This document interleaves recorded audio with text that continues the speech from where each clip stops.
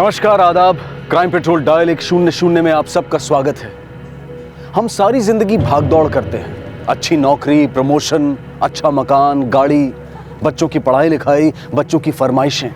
हम अपने परिवार में निवेश करते हैं, इन्वेस्टमेंट, क्योंकि परिवारजनों की खुशी से हमें सुख मिलता है।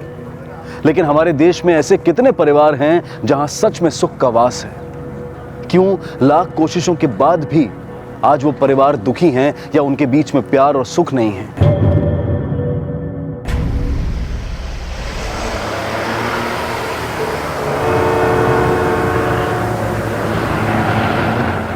अरे रोको रोको रोको, जब तक मेरी बेटी नहीं आएगी बस आगे नहीं जाएगी। अरे अंकल जाने दे, बस का टाइम हो गया है। अरे भाई रुको ना। अरे मेरी बात सुनो, गाड़ी जाने दो, इतने सारे लोग रुके हुए हैं। तो मुझे भी तो भोपाल जाना है, मेरी बेटी को। सब भाई रुकना, देखना भाई मेरी बेटी आ जाएगी। ऐसा आप रुक नहीं, वो हमको यहाँ आने के लिए। साहब, ये पागल बेवजह हल्ला मचा रहा है। ये यहाँ पे नौटंकी कर रहा है साहब, पागल है साहब। एक मिनट, नहीं आप एक सीनियर सिटीजन के साथ बदतमीजी से बात नहीं कर सकते। आप शांति रखिए, मैं बात करता हूँ। अंकल जी, आपके पास टिकट तो होगी? टिकट तो मेरी बेटी लेके गई है, उसी के पास है टिकट। साहब ये झूठ बोल रहा है, ये सिर्फ बस को लेट कर रहा है सर। अंकल जी, ऐसा भी तो हो सकता है आपकी बेटी बस नंबर भूल गई होगी, किसी और बस पकड़ के चली गई होगी। नहीं, ऐसा नहीं हो सकता है। वो हमको यही बोली कि यहाँ बस आएगी अभी भोपाल की, तो वो गई मेरे लिए दवाई लाने। आप कितने देर से वेट कर रहे हैं? मैं करीब 2-3 घंटे से मैं यहाँ खड़ा हूँ। ठीक है, अब हमारे साथ चलिए, हम आपकी बेटी को ढूंढते हैं। एक बार मिल जाए तो दूसरी बस पकड़ के चले जाना। मेरे भी समाज में कुछ इज्जत है, लोग देखेंगे तो क्या बोलेंगे। हमारे साथ पुलिस स्टेशन जाएंगे आप तो आपकी इज्जत चली जाएगी। आपकी जवान बेटी घर नहीं लौटी तो इज्जत नहीं जाएगी। चलिए अजय, सामान लेकर आओ। मेरा सामान ले लो, चलो लेकर आओ इन्हें। चलो, ये भी है। चलिए। मगर देखिए लोग क्या बोलेंगे। भाई मैं रुकना बस को है, मैं आ रहा हूँ अभी। मैं चलो भैया, बस में बैठो। चलो चलो भाई चलो। इससे पहले कि आप सवाल जवाब करें, मैं बता दूं कि मेरा नाम सुधीर शुक्ला है? शुक्लागंज से तो आप परिचित है ना? जी, यही है लक्ष्मी नारायण शुक्ला मार्ग के पास। और वहाँ जो शुक्ला निवास है वो मेरा है, और मेरे ही पूर्वजों के नाम पे उस जगह का नाम है शुक्लागंज। मैंने अभी तक आपसे कुछ पूछा ही नहीं, आप प्लीज बैठिए पहले। मैं जानता हूँ कि पुलिसिया कार्रवाई क्या होती है, इसलिए मैं बता रहा हूँ। देखिए, मैं अपनी बेटी के साथ भोपाल जा रहा था, ऑटो रिक्शा में बस स्टैंड आ रहे थे, उसने मुझे बस अड्डे के पास उतारा, बोले मैं आगे से आपके लिए एक दवाई लेके आता हूँ। तब से मैं बस अड्डे पे उसका इंतजार कर रहा हूँ, बस छूटने वाली है, वो अभी तक आई नहीं। बस बात इतनी सी है, ये मुझे लाके यहाँ पे बंदी बना दिए। आपकी बेटी के पास मोबाइल है? हाँ, मोबाइल वो सर मैं इनसे नंबर लेकर ट्राई कर चुका हूँ, लग नहीं रहा है। उस मेडिकल शॉप में पता करो जहाँ वो दवाई लेने उतरी थी। सर मैंने इंक्वायरी करवाई, लेकिन उस दुकान के मालिक का कहना है कि उस उम्र की कोई लड़की वहाँ आई नहीं थी। ये कैसे हो सकता है? आपके घर में कोई और भी है या सिर्फ बेटी? हमारी बहू है, बेटा है, लेकिन अभी वो लोग घूमने गए हुए हैं पंचमढ़ी। और ये जो आंचल है, ये भोपाल में नौकरी करती है। मेरे हॉस्पिटलाइजेशन के वक्त में वो यहाँ आ गई थी। अब वो जिद पे अड़ी हुई है कि नहीं मैं आपको लेकर जाऊंगी। देखिए सर, अगर उनको ढूंढना है तो उनकी फोटो तो लगेगी। फोटो घर पे तो होगी ये फोटो। ठीक है, तुम इन्हें अपने साथ ले जाओ और फोटो भी लेते आओ। चल। क्या गजब कर रहे हैं जनाब, मैं आप लोगों के साथ कैसे जाऊंगा? मेरी एक अपनी इज्जत है, वहां मैं अड़ोस पड़ोस वाले देखेंगे तो क्या बोलेंगे कि मैं पुलिस के साथ में। किसी प्राइवेट गाड़ी में इनको भेजने का इंतजाम करो। सर आप आइए मेरे साथ, ये लीजिए। आइए आइए, आप बैठिए, हम खोज कर लाते हैं। जी। आप बैठिए। सामान रख दो।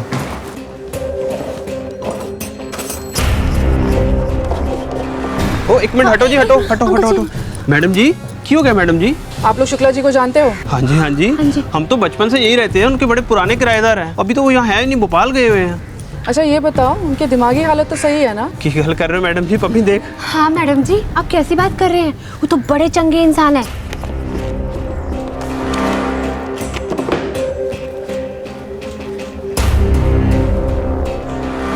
ये लीजिए। ये तो बहुत पुरानी फोटो है, कोई नई फोटो नहीं है। अब मेरे पास तो यही है, आजकल तो सारे लोग मोबाइल में अपनी फोटो रखते हैं, और तो कोई है नहीं। तो आपकी बेटी अब भी ऐसी ही दिखती है? जी हाँ बिल्कुल, उम्र के साथ उसके नाक नक्शे में कोई भी तब्दीली नहीं हुई है, करीब करीब ऐसी ही दिखती है। अच्छा, आपकी बहू और बेटे का नंबर दीजिए। ये नंबर लीजिए। ठीक। की गल होगी अंकल जी, दसो तो सही।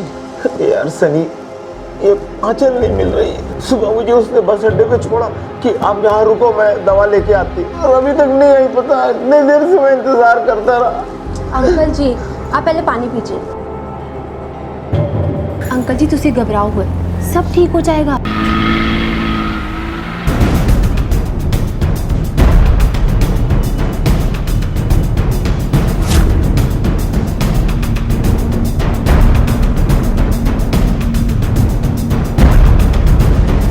आंचल शुक्ला का मोबाइल नंबर भेज दिया है, ट्रायंगुलर रिपोर्ट निकालिए जल्दी। सर, आंचल शुक्ला का मोबाइल भोपाल पर रजिस्टर्ड है। भोपाल पुलिस से बात हुई है मेरी, कल तक रिपोर्ट आ जाएगी।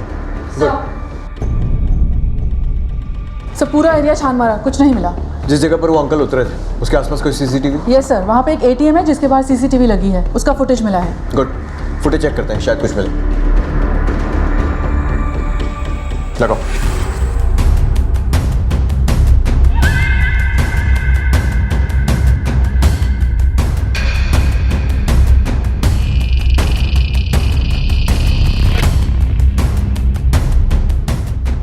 पॉज, जूम करो।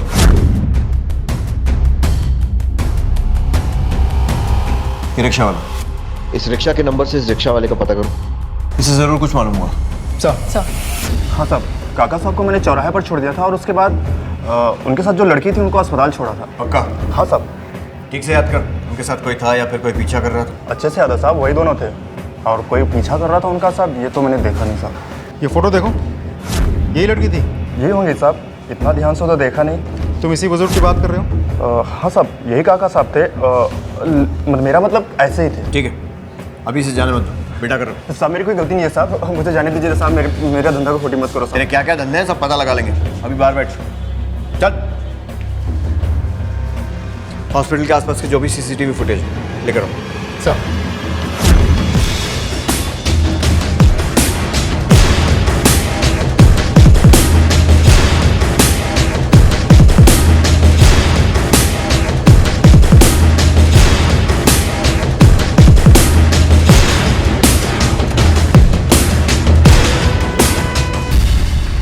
इस वीडियो में तो इस लड़की की शक्ल साफ नहीं दिखाई दे रही। अंदर बाहर कोई और कैमरा? सर हॉस्पिटल में 3 एंट्री पॉइंट्स हैं, एक इमरजेंसी वाला, दूसरा वो जहाँ से हॉस्पिटल के कर्मचारी आते जाते हैं, वो गेट बहुत छोटा है, और तीसरा हॉस्पिटल का मेन गेट जहाँ पे ये कैमरा लगा है, जिससे हमें ये फुटेज भी मिला है। बाकी कैमरा सारे कॉरिडोर्स में लगे हैं। क्या लगता है सर आपको, क्या हो सकता है? इस लड़की की एंट्री तो मेन गेट से हुई है, लेकिन इसकी एग्जिट कहाँ से हुई कुछ समझ में नहीं आ रहा। इस तरह अचानक गायब हो जाना, कोई तो पेंच है। पक्का उस लड़की को अंदर किसी ने नहीं देखा? सर जितने लोगों से पूछताछ की है सबने यही कहा है कि इसे नहीं देखा है। ठीक है, फिर उस रिक्शे वाले को छोड़ दो। सर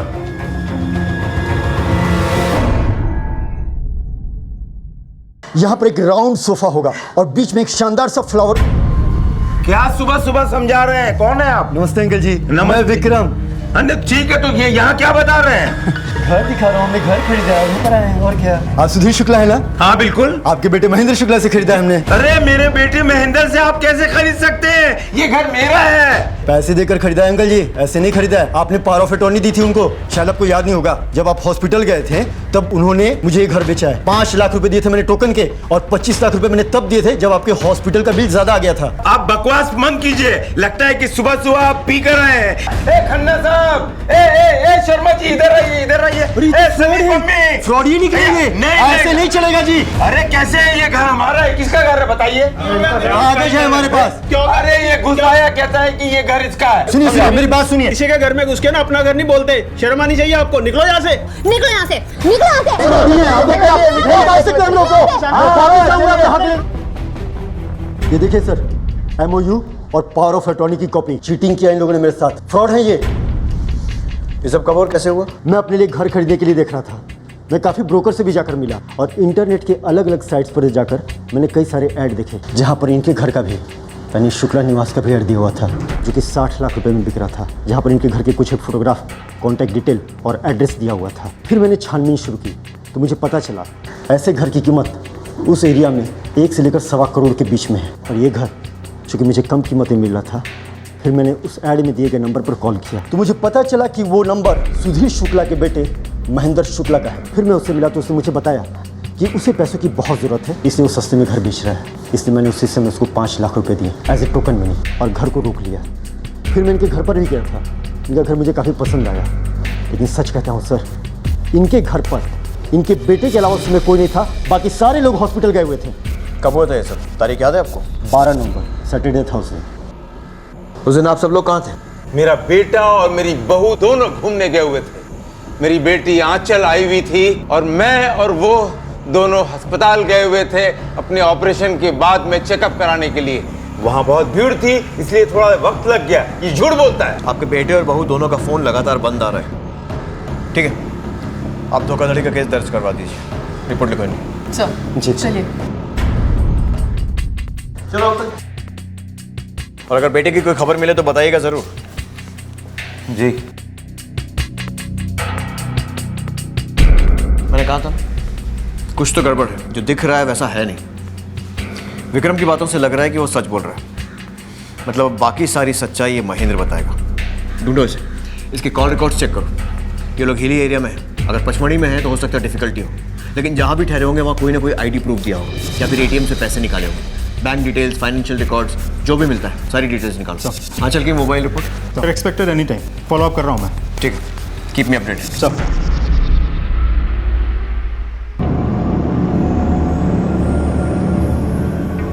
भाई कितने पैसे हुए? अंकल जी तो फिर रहने दीजिए, मैं पैसे दे देती हूँ। आप अपना ध्यान रखो अंकल, कोई बात नहीं। अरे आंचल, आंचल आ गई। आंचल, बहू तू? महेंद्र कहाँ? वो उन्हें पुलिस ने पकड़ लिया है। पचमढ़ी घूमने का बोल के इंदौर के होटल में छुपा बैठा था। वाह, वो तो अच्छा हुआ कि तेरे मोबाइल फोन लोकेशन ट्रैक हो गई, वरना सबको यही लगता कि तू पचमढ़ी में ही है। वैसे इतना बड़ा प्लान बनाने की जरूरत क्या थी? सर मेरा कोई गलत इंटेंशन नहीं था सर। अच्छा, अपने खुद के पिता का घर बिकवा देना बहुत अच्छा इंटेंशन था। ये आप क्या कह रहे हैं? नाटक बंद कर और सब कुछ सच सच बता। अपने बाप के साथ धोखाधड़ी की ना तूने? विक्रम को भी तूने चुना लगाया, और तेरी बहन आंचल कहाँ है वो? इस सब के साथ उसका क्या लेना देना है? सर आप लोग ये क्या कह रहे हैं, मुझे कुछ समझ नहीं आ रहा। सर अब आपसे क्या छुपाए सर? एक्चुअली हमारे मतलब मेरे और मेरी वाइफ के रिलेशन बहुत ख़राब चल रहे थे सर। एक तरफ बाबूजी की बीमारी और दूसरी तरफ नौकरी में इतनी टेंशन थी कि सर हम बहुत परेशान थे सर।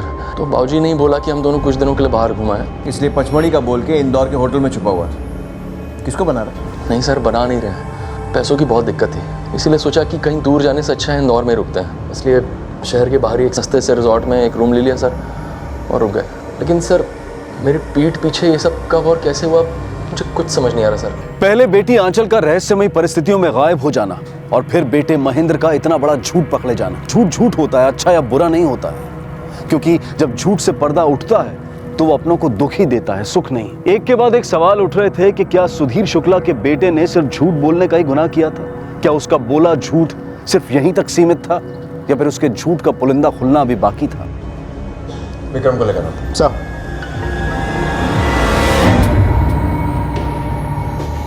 यही वो आदमी जिसने तुम्हें धोखा दिया था? नहीं सर, ये कौन है? इसे तो मैं जानता भी नहीं सर। मुझे तो सुधीर शुक्ला के बेटे ने धोखा दिया था। ये वो नहीं है? नहीं। पक्का? पक्का सर। तो कोई गेम तो नहीं खेल रहा है ना? वरना पुलिस को धोखा देने की कोशिश में तू भी अंदर जाएगा। अरे नहीं सर, ये तो कोई और ही आदमी है। वो तो कोई और था, वो तो दाढ़ी वाला था, दुबला पतला सा। ठीक है, बाहर वेट करो। जी।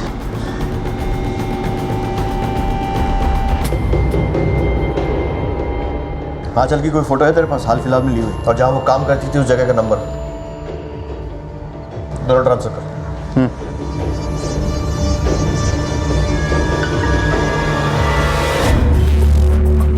तो मत सर, आंचल की ये वाली फोटो सारे पुलिस स्टेशन और हॉस्पिटल्स में भिजवा दो और अपने खबरियों को भी दिखाओ।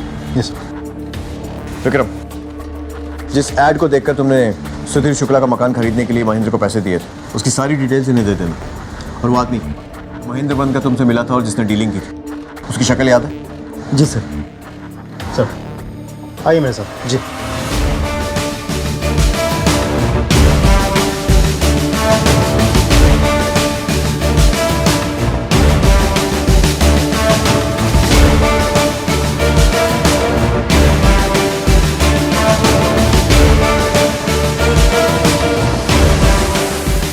लड़का यही था?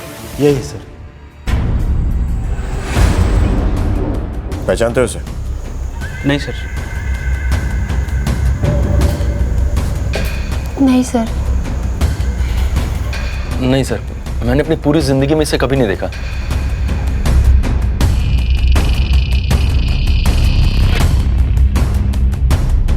कौन है ये? मैंने कभी देखा ही नहीं, मैं नहीं जानता उनको। ये वही आदमी है जिसने आपके बेटा होने का नाटक किया, विक्रम को उल्लू बनाया और मकान बेचने की कोशिश की। हे भगवान। एक बात तो तय है शुक्ला जी, कि जो कोई भी है आपके घर के किसी सदस्य या फिर किसी करीबी के बहुत करीबी, वरना इसे ये कैसे पता होता कि आप कब घर में हैं कब नहीं? कहीं वो आपकी बेटी आंचल तो नहीं है? ना ना ना ना ना, मेरी बेटी तो लाखों में एक है, वो इस तरह का काम नहीं कर सकती। आंचल की मोबाइल ट्रायंगुलेशन रिपोर्ट आ गई? हाँ सर, उसके अनुसार आंचल ने अपने पिताजी को रिक्शा से बस अड्डे पे छोड़ने के बाद हॉस्पिटल गई। उसके बाद वो यहाँ वहाँ घूमती रही। रिपोर्ट से तो ऐसा नहीं लग रहा था कि उसके मन में कोई पर्टिकुलर डेस्टिनेशन था। फिर कुछ देर यहाँ वहाँ घूमने के बाद उसने अपना सेलफोन स्विच ऑफ कर लिया। इस आंचल के मूवमेंट्स काफ़ी मिस्टीरियस है। पहले हॉस्पिटल में एंट्री लेना, उसके बाद मोबाइल फ़ोन का बंद हो जाना, और उसके बाद अचानक मोबाइल का ऑन होना और पूरे शहर में भटकना। सर, एक और इंटरेस्टिंग मूवमेंट है।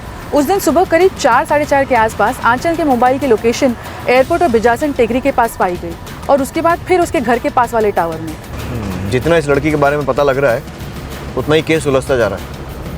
बिजासन टेकरी और एयरपोर्ट के आसपास अच्छी तरह पूछताछ करो। एयरलाइंस और रेलवे में पता करो कि उस दिन आंचल शुक्ला के नाम से कोई टिकट बुक हुआ था क्या। आंचल के साथ काम करने वाले उसके दोस्तों, उसके कलीग से पूछताछ करो। पता करो कि कोई अफेयर था, कोई हिस्ट्री थी उसकी किसी लड़के के साथ, या फिर कोई लड़का जो पीछा कर रहा था, या फिर किसी से दुश्मनी।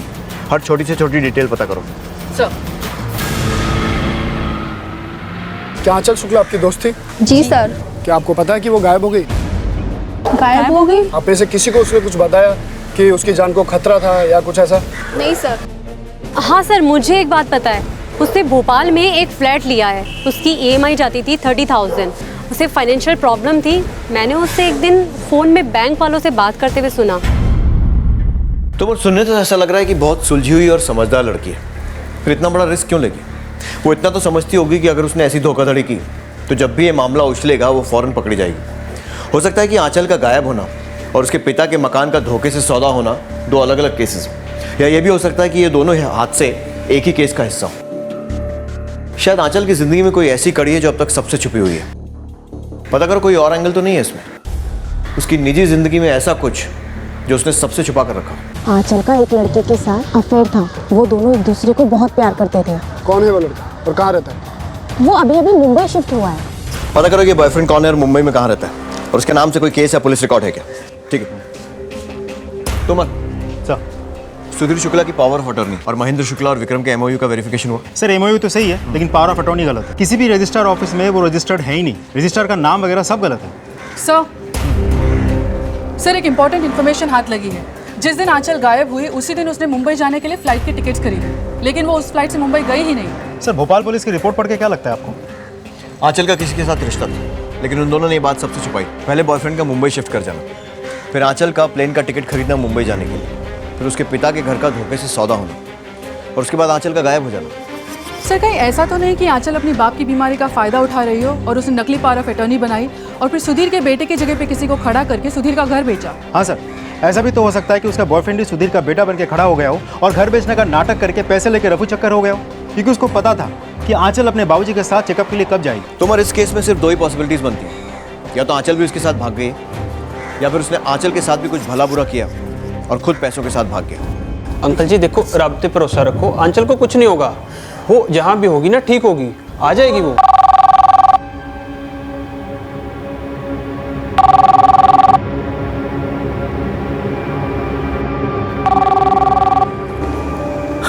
हेलो, हमने तेरी बेटी को किडनैप कर लिया है। जल्दी से 5 लाख रुपए का इंतजाम कर ले, नहीं तो उसे मार डालेंगे, समझा ना? अंकल जी, अंकल जी क्यों है? क्यों है अंकल जी?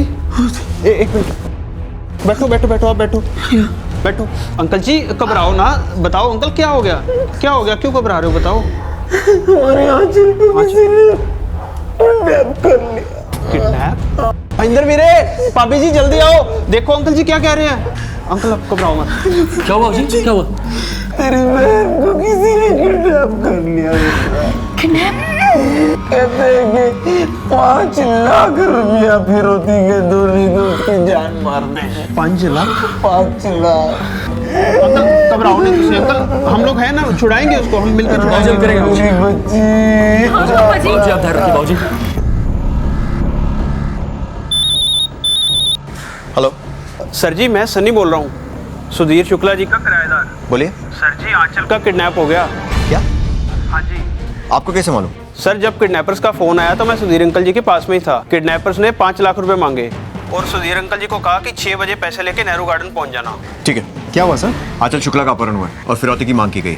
तुम एक टीम लेकर फौरन सब्जी मंडी के पास वाले नेहरू गार्डन पहुंचो। किडनैपर्स ने सुधीर शुक्ला को वहीं बुलाया। टाइम ज़्यादा नहीं है, क्विक। सर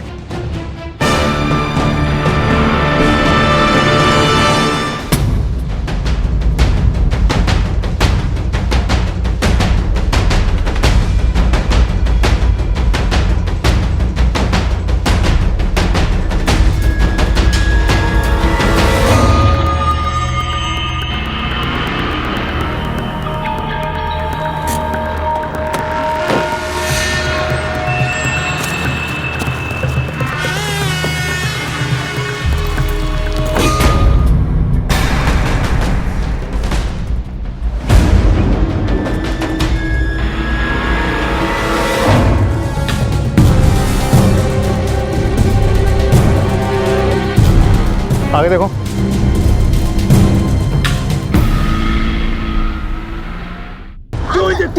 क्या जरूरत है तुम्हें बोली? अंकल जी क्या बात है? क्या बात है? देखिए शुक्ला जी, इन दोनों ने जो किया है बिल्कुल ठीक किया है। पुलिस को सही जानकारी देना एक जिम्मेदार नागरिक और अच्छे पड़ोसी का कर्तव्य है और उसमें आपका ही भला है। लेकिन आप हमसे बातें छुपाकर गलत कर रहे हैं। आप जानते हैं वो लोग कौन है? और आप जानते हैं कि 2 दिन से जो लड़की गायब है वो कौन है? वो मेरी एक जवान बेटी है। वो सुधीर शुक्ला की बेटी है। हमारे खानदान की इज्जत, मान, मर्यादा सब मिट्टी में मिल गई। हम समाज वाले को क्या मुंह दिखाएंगे बताइए? आप हमारी बेटी पे इल्जाम लगा रहे थे।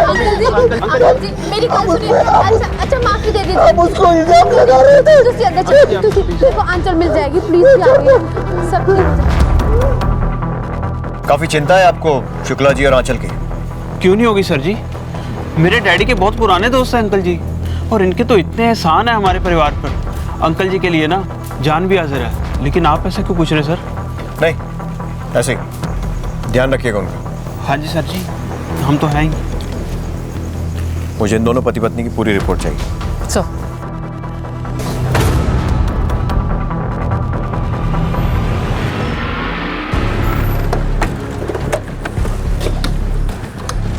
सर हाँ तो अगर मैं थोड़ी देर पहले पहुंचा होता तो किडनैपर को रंगे हाथों पकड़ लेता। हमें इन्फॉर्मेशन थोड़ी लेट मिली थी। या तो लेट मिली थी या फिर शायद लेट दी गई थी। अब समझ में आया मैं सनी और पम्मी की रिपोर्ट क्यों मांग रहा था। सर आपको सनी और पम्मी पे शक है?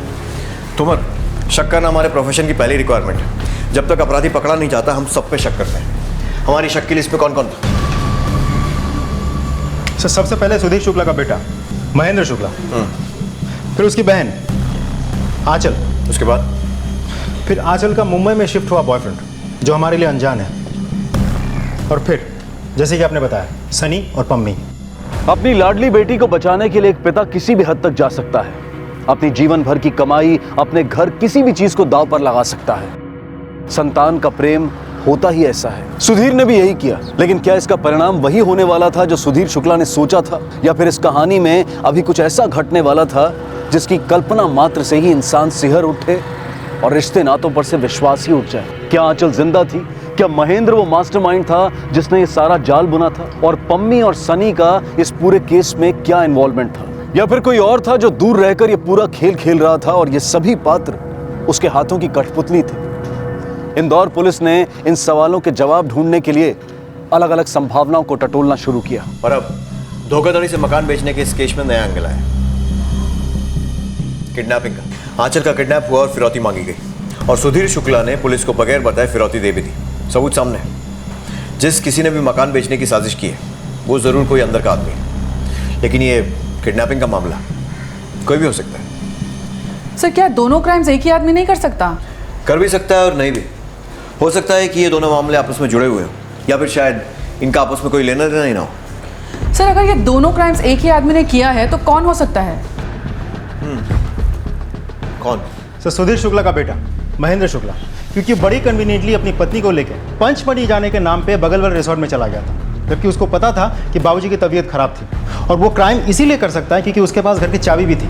उसको ये भी पता था कि बाबूजी चेकअप के लिए कब जाते हैं कब आते हैं, या फिर किसी आदमी को महेंद्र बना के वो घर पे भेजा होगा, या फिर पम्मी और सनी, क्योंकि उन्होंने किडनैपिंग की इन्फॉर्मेशन भी हमें लेट दी थी। Let's start. तुम महेंद्र के ऑफिस, उसके कलीग्स, उसके दोस्तों से पूछताछ करो। और नीपा, पम्मी और सनी, इनकी सारी रिपोर्ट्स निकालो। सर। और आंचल, उस पर भी तो शक है। बिल्कुल, हो सकता है कि ये एक पूरा नाटक हो, एक बहुत अच्छी तरह सोची समझी गई साजिश।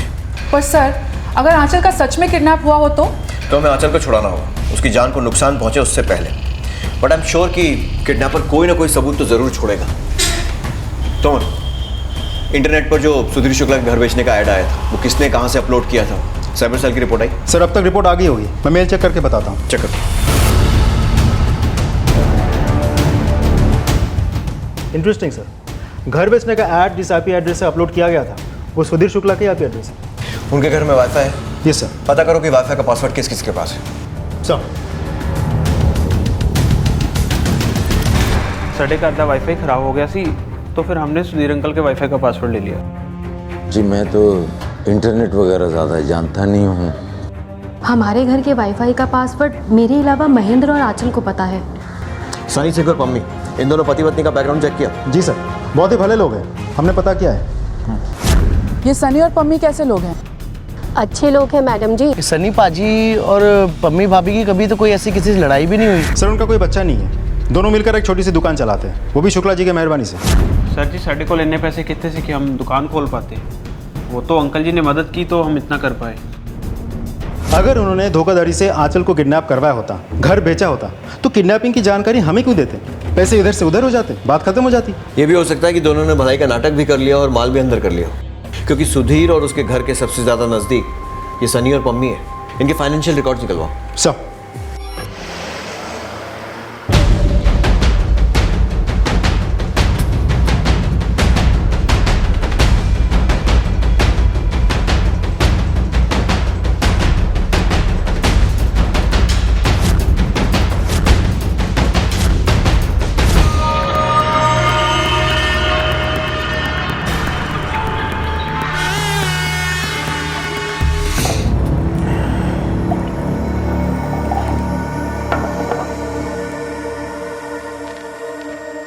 बाबूजी, बैंक मैनेजर ने बताया कि अपने सारे गहने। हाँ बेटे, मैंने सारा का सारा गहना बैंक से निकाल लिया। बहू, उसमें कुछ गहने थे जो तुम्हारी सास ने तुम्हारे लिए इस घर में छोड़ा था, और कुछ गहने थे जो तुम अपने परिवार से लेकर आई थी। मुझे माफ़ कर दो इसके लिए, मुझे माफ़ कर दो। भाऊजी, आप मेरी और गहनों की चिंता मत कीजिए, पर आपने सब कुछ किडनैपर को दे दिया तो आपके पास तो कुछ भी नहीं बचा। हाँ बेटी, अब मेरे पास फूटी कौड़ी ही नहीं बची, लेकिन कोई बात नहीं, आंचल घर वापस आ जाए, इससे बड़ी खुशी की बात क्या हो सकती। ये तो शुक्ला खानदान की इज्जत का सवाल है, और मैं जानता हूँ कि इस मामले में तुम हमारी पूरी तरह मदद करोगी। जी भाऊजी, मैं आपके साथ हूँ। आप और महेंद्र एक ही जगह काम करते हैं? जी सर। कैसा आदमी है वो? मेहनत तो सर वो बहुत करता है, पर कामयाबी उसके नसीब में नहीं है, और सेल भी उसका इतना अच्छा नहीं था। एक बात और सर, पैसों को लेकर वो बहुत परेशान है। बस सूखे तनख्वाह पर उसका काम चल रहा है, ना कोई इंसेंटिव ना कोई बोनस। पैसों की ज़रूरत पूरी करने के लिए उसने कोई गलत रास्ता तो नहीं अपनाया था? मैं महेंद्र सट्टा खेलने लगा था। अभी हाल ही में इंडिया पाकिस्तान मैच में उसने काफ़ी पैसे लगाए थे, पर वो सारे हार गया। सट्टे में पैसे लगाए थे ना तूने? हाँ सर, लेकिन सर बस एक दो बार, वो भी हार गया। कौन से नंबर पर लगाए थे?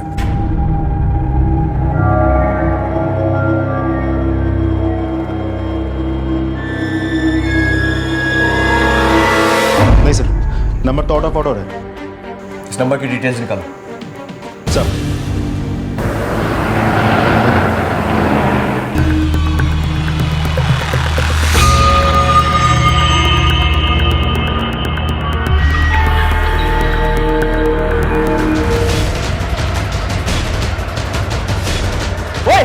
ओए कौन है तू? तू घुसा कैसे? तू सुधीर अंकल के घर में कैसे है? बता।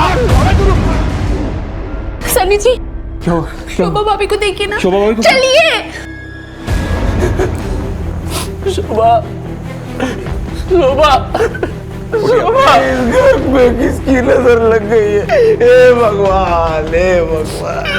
लाश का पंचनामा करो और पोस्टमार्टम के लिए भेजो। आपने किसी को देखा था? मैंने किसी को नहीं देखा। पहले किसी को नहीं सर जी, मैंने देखा उसे। आप लोगों ने जिस बंदे का स्केच दिखाया था ये वही था।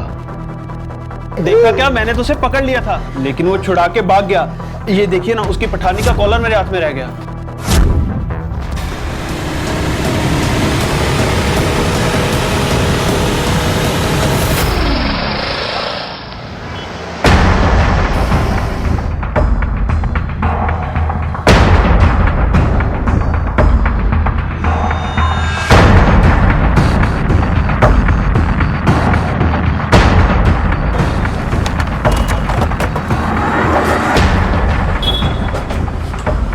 सुनिए ज़रा।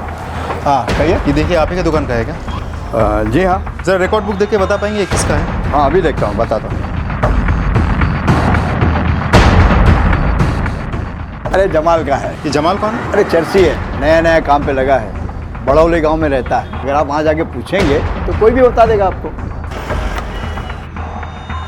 सर मुझे टेलर की दुकान से जमाल का एड्रेस मिल गया है, मैं वहीं जा रहा हूँ। ठीक है, लेकर आओ जमाल को। सर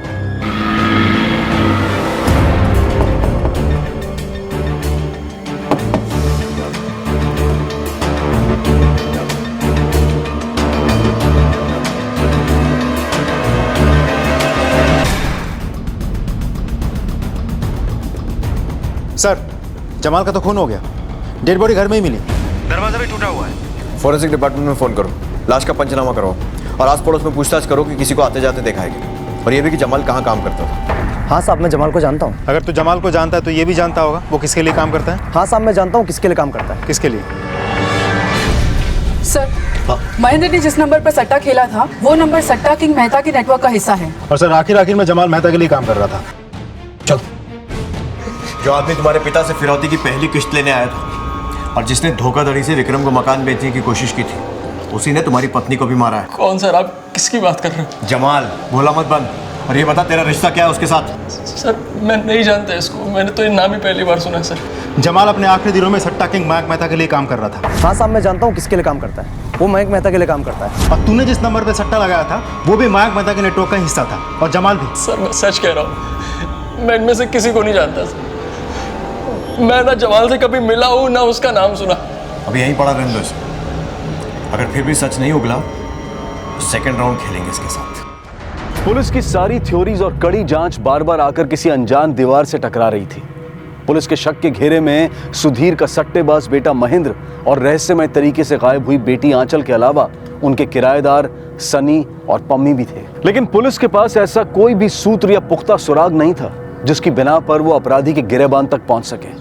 और ऐसे में इंदौर पुलिस को एक ऐसी खबर मिली जिसने इस तहकीकात का रुख ही बदल दिया। सर, हाँ तो अभी खबर आई है कि आंचल का नंबर विजयनगर के पास स्विच ऑन हुआ है। हमने उस नंबर को ट्रैक किया है। अभी वो नंबर विजयनगर के किसी आदमी के पास है। लेकर आओ उसे। सर, ये मोबाइल साहब मुझे आज सुबह चंदर ने बेचा। ये चंदर कौन है? मेरे पड़ोस में रहता है, ऑटो ड्राइवर है। हाँ साहब, काका साहब को मैंने चौराहे पर छोड़ दिया था और उसके बाद पर साहब वो मोबाइल तो मेरे रिक्शे के सीट के पीछे मिली थी साहब। मुझे लगा कोई भूल गया है। साहब गरीब आदमी हो, पैसे की ज़रूरत रहती है हमेशा, इसलिए मैंने वो मोबाइल बेच दिया था साहब। तूने इस लड़की को सिटी हॉस्पिटल के पास छोड़ा था ना? जी। तो तेरे दिमाग में इतना नहीं आया कि वो मोबाइल हमको लाके दे दे क्योंकि हम उस लड़की को ढूंढ रहे हैं? बड़ी डेयरिंग है तेरे में। नहीं साहब, ऐसा नहीं है। ये फोटो देख जरा, ये वही लड़की है ना जो अपने पापा के साथ तेरे ऑटो में आके बैठी थी? नहीं साहब। ठीक है, बाहर जाकर बैठ थोड़ी देर। अगर ये वो लड़की नहीं है तो फिर वो लड़की कौन थी? और सुधीर को दूसरी लड़की लाने की ज़रूरत क्या पड़ी? हमारी इन्फॉर्मेशन के हिसाब से वो सुबह सुबह बिजासन गई थी ना? Yes sir. सुधीर के घर के आसपास जो ऑटो स्टैंड है वहाँ पे पूछताछ करो। इतनी सुबह वही ऑटो वाले ऑटो लगाते हैं जो वहाँ के रेगुलर। Yes sir. इस लड़की को देखा है? नहीं मैडम। ठीक से देखो, तुम्हारे रिक्शा में बैठी थी कभी? नहीं नहीं। हाँ सर, मैंने इस लड़की को और उसके बाबूजी को वहाँ बीजा सेन टेकरी पे छोड़ा था। अच्छा। और हाँ सर, वो कुछ वहाँ पे मंदिर जाने की बात बोल रहे थे। ठीक है, जा सकते हो। जी सर। तोमर, सुधीर और आंचल की फोटो बिजासन पर दिखाकर पूछताछ करो। साहब, इस आदमी को देखा है? हाँ साहब, उसको बिजासन टेकरी से मैंने शुक्लागंज छोड़ा था अकेले। अकेले? हाँ साहब। साथ में कोई नहीं था? नहीं साहब। ये फोटो देखो, ये नहीं थी साथ में? नहीं साहब, वो अकेले ही थे।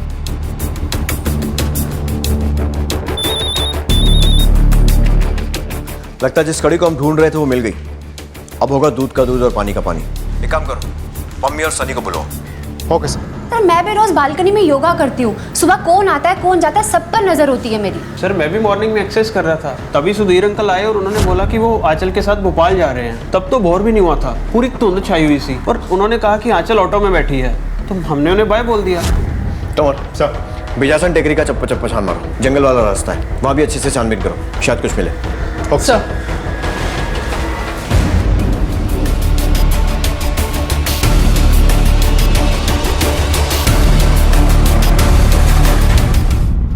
सर यहाँ आइए। सर ये देखिए।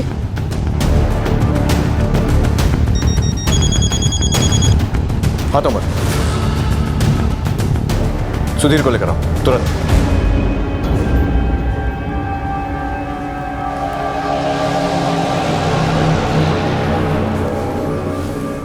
मुबारक हो शुक्ला जी।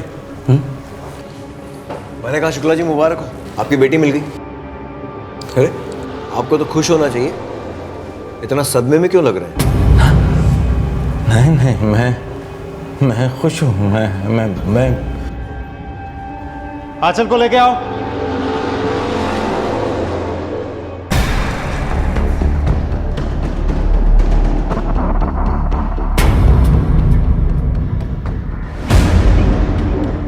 सुधीर शुक्ला के बदले हुए रवैये ने पुलिस को उन्हें अपनी कस्टडी में लेने पर मजबूर कर दिया और अब पुलिस उनके बयान को दोबारा दर्ज कर रही थी। उन्होंने अपने इस बयान के दौरान जो खुलासे किए उससे पुलिस के भी होश फाख्ता हो गए। जिसने और जिस वजह से इस जुर्म को अंजाम दिया गया था वो कोई सोच भी नहीं सकता था।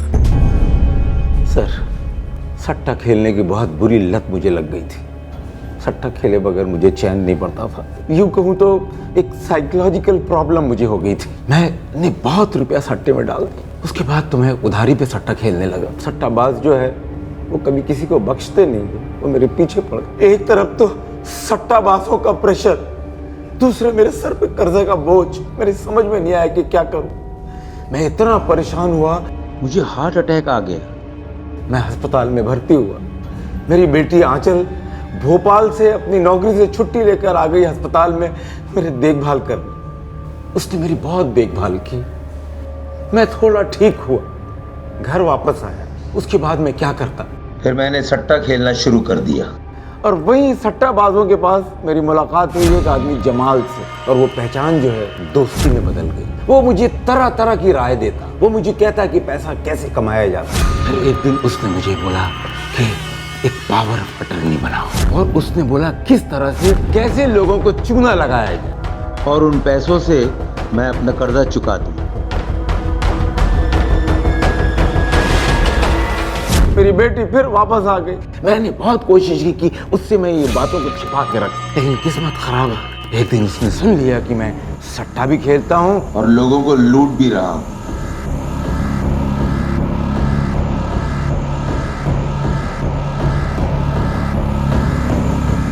वो ये सब सुन के एकदम तिलमिला उठी। और उसने मुझे धमकी दी कि वो मेरी सारी बात समाज और पुलिस को बता देगी। फिर मैंने उससे माफी मांगने का नाटक किया। हम लोग कुल देवी के मंदिर चलते हैं और मैं वहां कसम उठाऊंगा कि जिंदगी में कभी सट्टा नहीं खेलूंगा। मुझे एक बार मौका दे बेटी, चल मेरे साथ। मैंने उसका विश्वास जीता, उसे भरोसा दिलाया और कुल देवी के मंदिर जाने के बहाने सुनसान पहाड़ी एरिया में ले गया। बहुत ही सोच विचार करने के बाद मैंने एक प्लान बनाया और उसमें मुझे बखूबी कामयाबी मिली। मैंने फोन करके उस नर्स को बुला लिया, हमारी आंचल की उम्र की थी।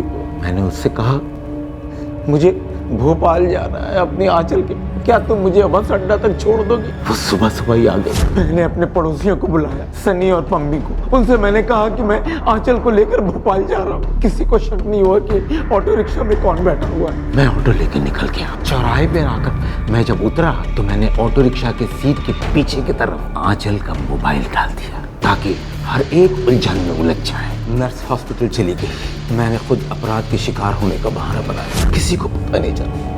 सबकी हमदर्दी मेरे साथ ही थी। मेरा नाटक बखूबी चल रहा था कि इसी बीच जमाल आ गया। जब जमाल के पीछे पुलिस पड़ी तो उसे मुझ पर शक हो गया।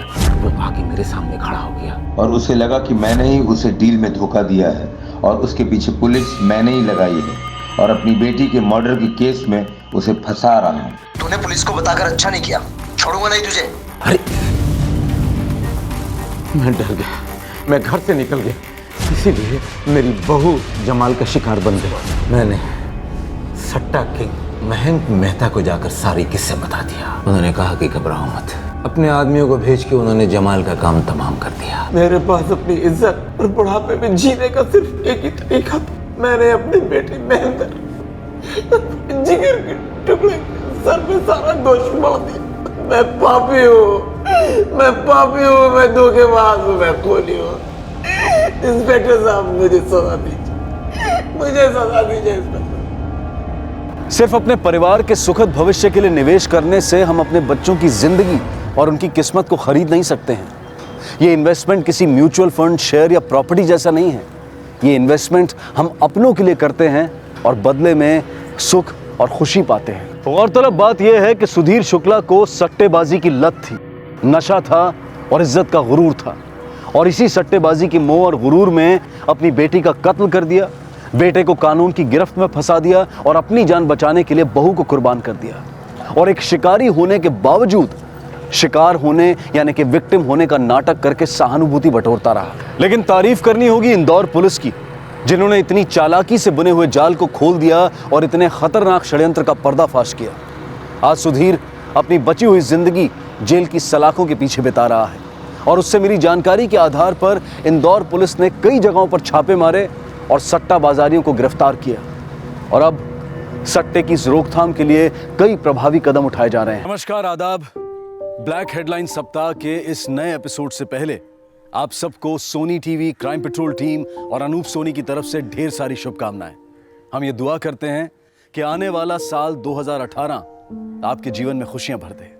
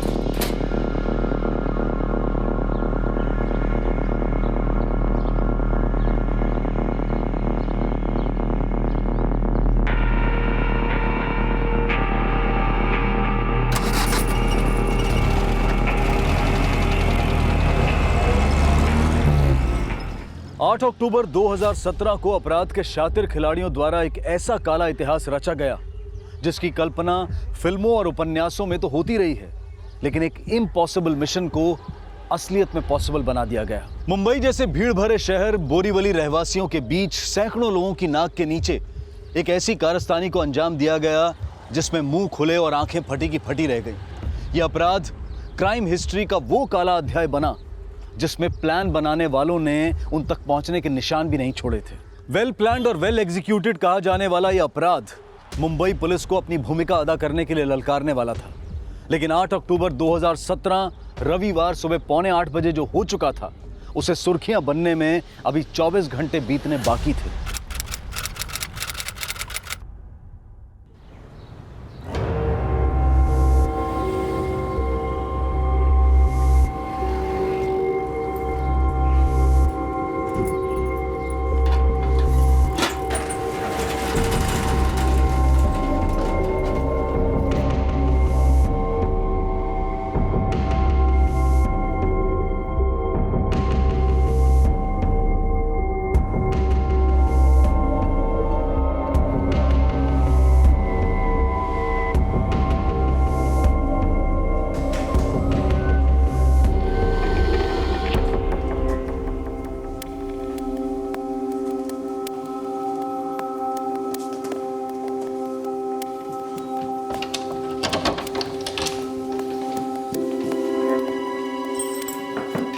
मैडम मैडम मैडम वो मैडम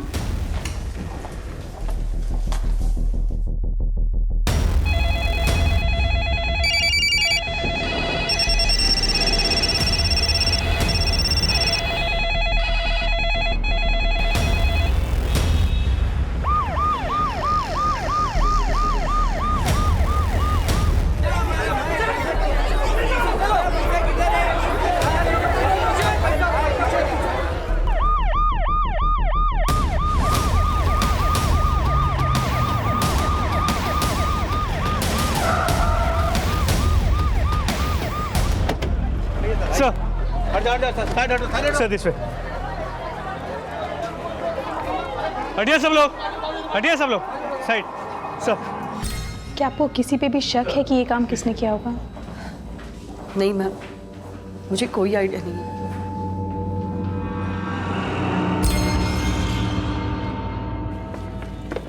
सर टोटल 290 लॉकर्स हैं, जिसमें से 35 लॉकर्स तोड़े गए और यहाँ तक पहुँचने के लिए ये सुरंग बनाई गई।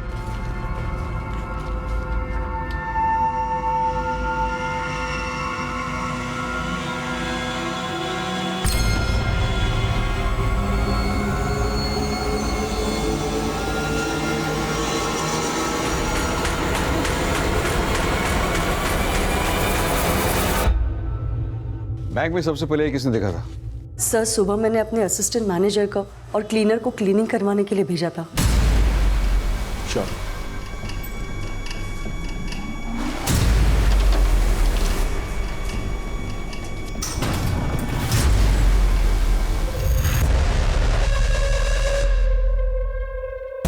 Madam madam madam Saturday Sunday होने की वजह से 2 दिन बैंक बंद था। सर समझ में ही नहीं आ रहा है ये सब कैसे हो गया। कस्टमर्स भी पीछे रहे।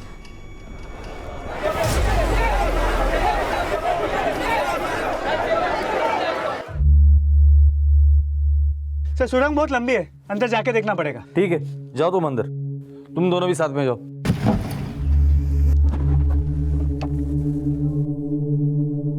लॉकर रूम के अलावा ब्रांच में और भी कहीं लूटपाट हुई है क्या? नहीं सर, लॉकर रूम तो बाहर से लॉक था और एज पर पॉलिसी कस्टमर्स के प्राइवेसी के लिए लॉकर रूम में सीसीटीवी अलाउड नहीं है। गौतमी, बैंक के अंदर और बाहर जितने भी सीसीटीवीज है सबके फुटेज चेक करो। सर। और मनीष, कल रात कौन सा गार्ड ड्यूटी पे था ये पता करो। सर।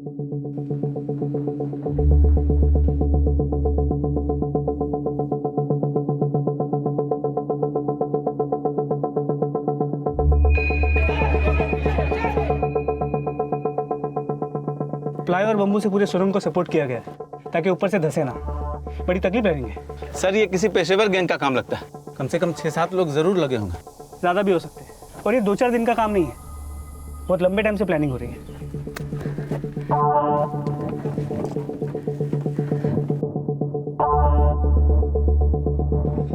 सर बैंक के बाहर सीसीटीवी कैमरा नहीं लगा रखा है बैंक वालों ने। देखो कोई और सीसीटीवी है क्या जिसमें हमें बैंक के बाहर का व्यू मिले? सर। जैसे कि वो बिल्डिंग, वहाँ चेक करो फौरन। Okay sir. सर इतना बड़ा सुरंग एक दिन में खोदना पॉसिबल ही नहीं है। बैंक के नीचे इतना बड़ा सुरंग खोदा जा रहा था और किसी ने कुछ सुना ही नहीं, इम्पॉसिबल है सर। मुझे तो लगता है बैंक में से कोई तो इन्वॉल्व है इसमें।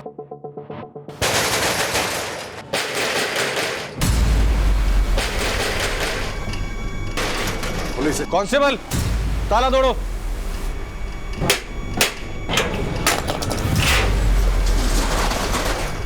सर लॉकर रूम की सुरंग यहाँ अंदर खुलती है।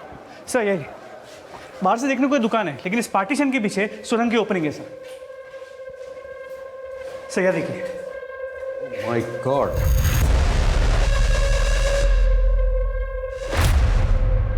ये दुकान और बैंक के बीच कम से कम 20-25 फीट की दूरी होगी।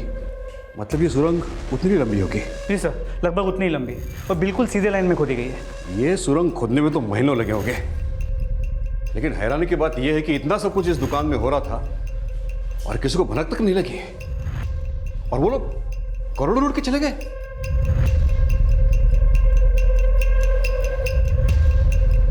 आप जिस नंबर को डायल कर रहे हैं वो इस समय स्विच्ड ऑफ है। तुम वहाँ के सुरंग की फोटोज ले लेना सर, हमें आगे काम में आएंगे। सर दुकान में जो नंबर लिखा है वो स्विच ऑफ है। ओह, देशमुख पता करो ये नंबर कहाँ रजिस्टर्ड है और ये दुकान का मालिक कहाँ है। सर। मोहिते तुम ये दुकान और सुरंग की अच्छी तरह छानबीन कर लेना। सर। और गौतमी सर। तुम दुकान और बैंक के बाहर पिछले दिनों की सारी एक्टिविटीज़ का पता करो। जितने भी CCTVs है उनका रिकॉर्ड खंगालो, इन लोगों के बयान लो। इससे पहले कि वो लुटेरे भाग जाए हमें उन तक पहुंचने का लेट ढूंढना ही होगा। सर।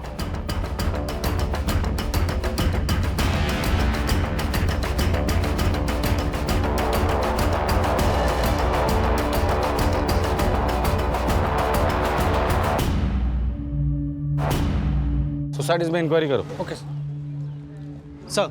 यह सिक्योरिटी गार्ड रात में बैंक के बाहर ड्यूटी पर था। सब मेरे को नहीं मालूम, मैं तो बैंक के बाहर ड्यूटी पे था। तेरे बैंक के बाजू के गाले से सुरंग बनाकर तेरे बैंक के लॉकर के 35 लॉकर तोड़े और तूने कुछ नहीं देखा, कुछ नहीं सुना।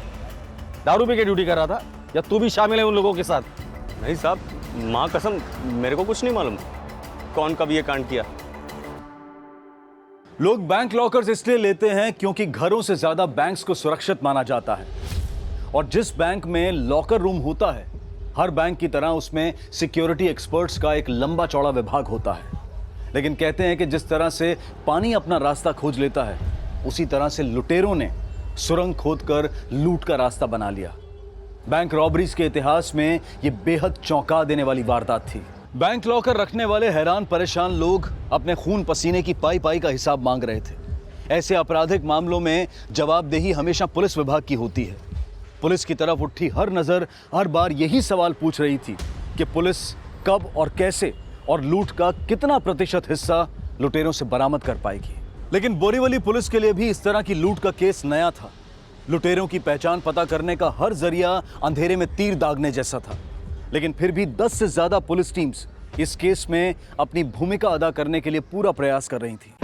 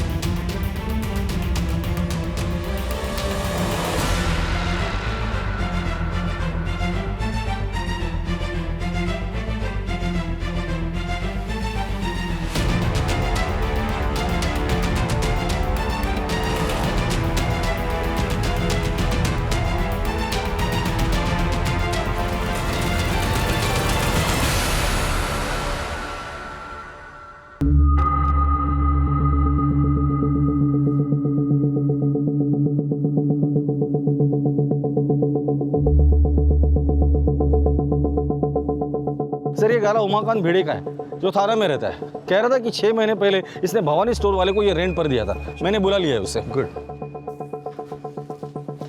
सर, इस दुकान में ऐसा कुछ भी नहीं मिला जिससे इसका बढ़ोतरी का लीड मिल सके। सर ये सर सुरंग में जगह जगह ये गुटखे के पैकेट्स मिले। गुटखा? गुटखा तो महाराष्ट्र में बैंड है और ये पैकेट्स भी बाहर के स्टेट के लग रहे हैं। मतलब जिन्होंने सुरंग को दिए शायद बाहर के स्टेट से आए थे। और ये भवानी स्टोर वाला भी। सर ये भवानी बड़ा ही शरीफ लगता था, क्या पता था ऐसे हैरान कर देगा। ये भवानी स्टोर चलाने वाले का नाम भवानी है? जी सर, भवानी सिंह। ये लीजिए एग्रीमेंट के पेपर्स। कहाँ रहता है भवानी सिंह? सर उसने कोई ढानू का आईडी दिया था, बोल रहा था पहले ढानू में दुकान चला रहा था। हाँ लेकिन ये दुकान नहीं, बैंक रॉबरी को अंजाम पहुंचा रहा था और तुम्हें भनक तक नहीं। सर मैं तो थाना में रहता हूँ, मुझे कैसे पता चलेगा यहाँ क्या चल रहा है। और ये जो बाजू में विट्ठल है ना, वो मुझे पैसे पहुँचा देता था। विट्ठल?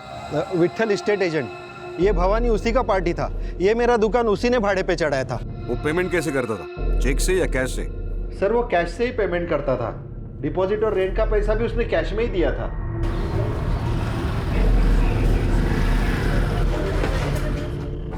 विट्ठल, अभी थोड़ी देर पहले हम तुम्हारे दुकान पे आए थे, तुम्हारी दुकान बंद थी, आज खोली नहीं क्या? साहब वो मुझे पता चला कि एरिया में कुछ लफड़ा हुआ है। लफड़ा? लेकिन वो लफड़ा वाला पार्टी तो तेरा था। कहीं तूने तो भवानी सिंह के साथ मिलके कुछ वो सुरंग उरंग नहीं बनाया ना? नहीं साहब, मेरा इस लफड़े से कोई लेना देना नहीं है। मेरी तो दुकान है साहब वहाँ पे, मैंने तो बस उमाकांत जी का गाला भाड़े पे चढ़वाया था। मैंने तो पेपर भी लिया उनसे साहब। ये देखिए।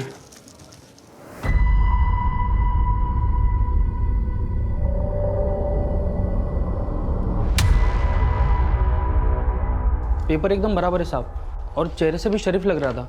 6 महीने पहले मेरे पास आया और बोला कि गाला चाहिए भाड़े पे। देखो सेठ, गाले तो बहुत है अपने पास, आपको किस काम के लिए चाहिए?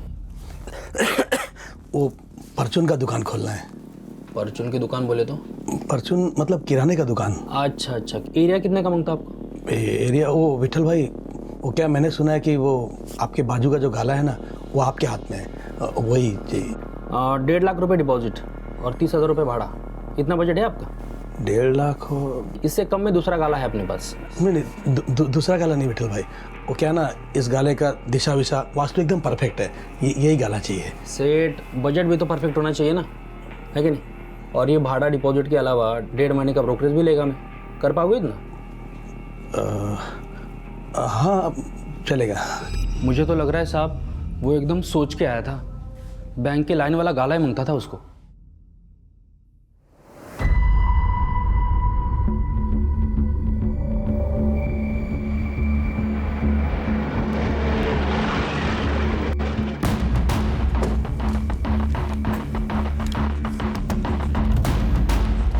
भवानी सिंह। कौन भवानी सिंह? ये पता यहीं का है ना? एड्रेस तो यहीं का है, पर यहाँ कोई भवानी सिंह नहीं रहता। सर, वो पैन कार्ड और आधार कार्ड फेक है, और जो नंबर हमें भवानी स्टोर्स के बोर्ड से मिला वो नंबर फेक आईडी से खरीदा गया था। वो नंबर 3 महीने से आउट ऑफ सर्विस है। वो रजिस्टर्ड डॉक्यूमेंट पे उसने अपना नेटिव एड्रेस झारखंड का लिखवाया है, मतलब वो भी फेक ही है। भवानी सिंह से जुड़ी हर लीड एक डेड एंड पर जाकर रुक रही थी, और बैंक के आसपास के सीसीटीवी से भी कोई लीड मिलती नजर नहीं आ रही थी। सर, बैंक के अंदर की फुटेज में कोई सस्पिशन नहीं मिला। सर ये देखिए सर, ये बैंक के पास वाली बिल्डिंग की सीसीटीवी फुटेज है जो 8 अक्टूबर संडे मॉर्निंग की है।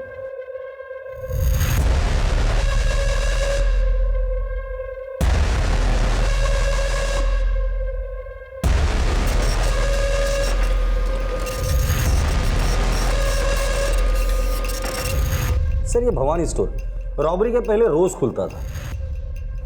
ये 6 अक्टूबर यानी फ्राइडे नाइट का फुटेज है। ये देखिए, 4 लोग दुकान के अंदर गए, थोड़ी देर बाद 2 अलग लोग दुकान से बाहर आए, लेकिन किसी का भी चेहरा सीसीटीवी में कैप्चर नहीं हुआ है।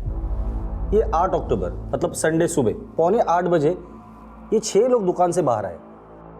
सबके हाथ में प्लास्टिक बैग है, लूट का माल इसी में होगा, लेकिन किसी का भी चेहरा सीसीटीवी में कैप्चर नहीं हुआ है। मतलब फ्राइडे नाइट को 4 लोग दुकान के अंदर घुसे, तो 4 लोग ऑलरेडी अंदर थे।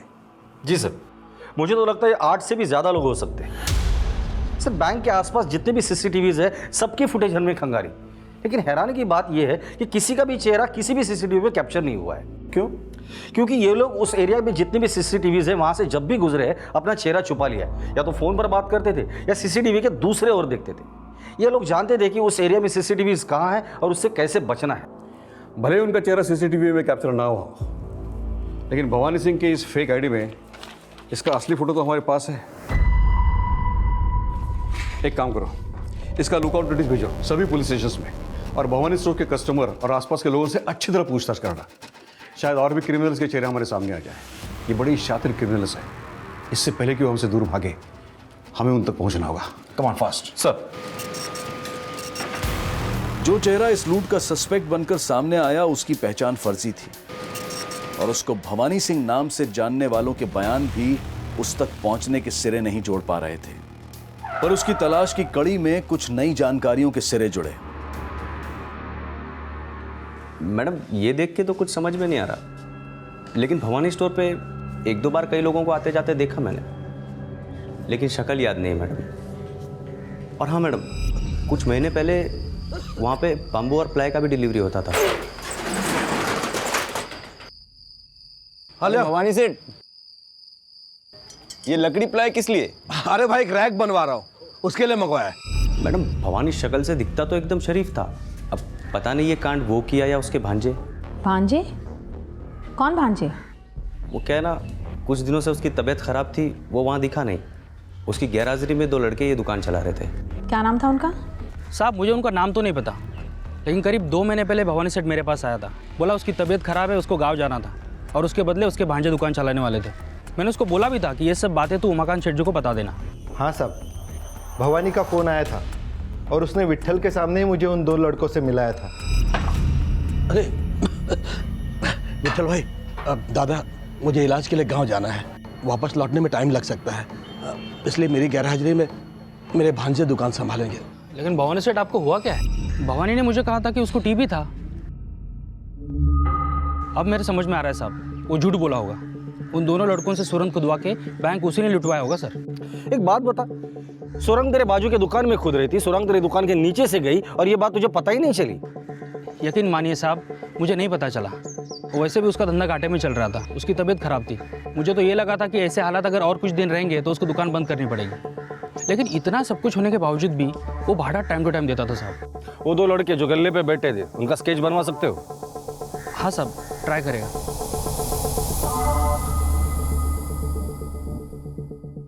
इन तीनों का जरूर कहीं ना कहीं क्रिमिनल रिकॉर्ड होगा।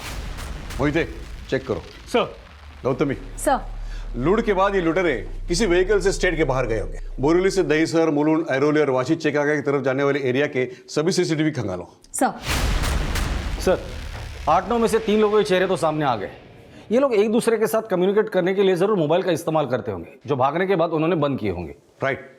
बैंक के पास के एरिया के सभी मोबाइल टावर्स के रिकॉर्ड को निकालो। उसमें से जो भी नंबर सस्पिशियस लगे उसे तुरंत इन्वेस्टिगेट करो। सर।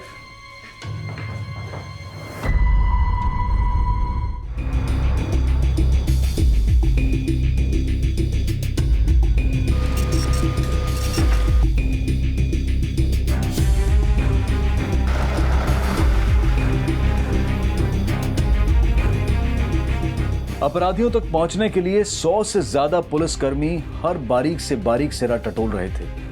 पुलिस की हर नजर पैनी थी, लेकिन मंजर धुंधले थे। गौतमी, ये 2 गाड़ियां एक के पीछे एक एसयूवी रॉन्ग वे से निकलकर इस गली में घुस गई है। ये कौन सा रोड है? सर ये बैंक के पास वाला रोड ही है।